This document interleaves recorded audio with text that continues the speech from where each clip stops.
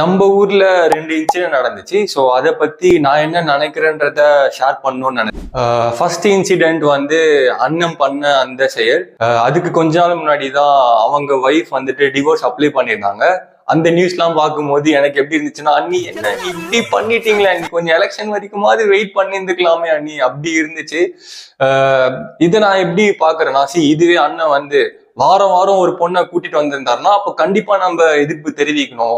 இதை வந்து நான் நார்மலைஸ் பண்ணல, but it's there personal right. அதுல நம்ம தலையிடவே கூடாது.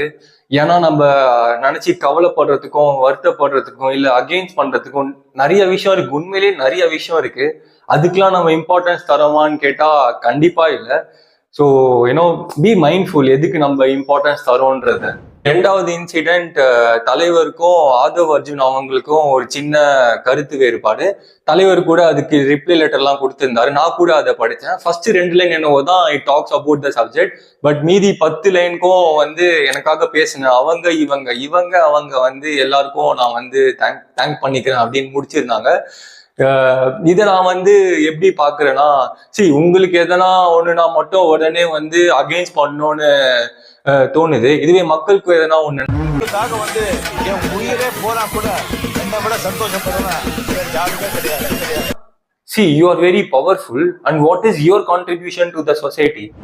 சில இன்சிடென்ட்ஸ்லாம் நியூஸ்ல கூட வர மாட்டேங்குது. சரி, okay, you don't want to comment about the system, but at least பாதிக்கப்பட்ட மக்களுக்கு அதுவும் ஏதாச்சும் உங்களால முடிஞ்சதை நீங்க பண்ணலாம் தான். கோயிங் ஃபார்வர்ட் நம்ம யாரை செலிப்ரேட் பண்ணணும், யாரை செலிப்ரேட் பண்ணக்கூடாதுன்றதுல ரொம்ப கேர்ஃபுல்லா இருக்கணும்னு நினைக்கிறேன்.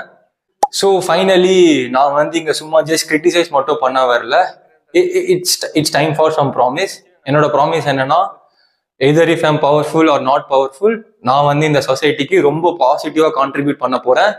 And I hope you do the same.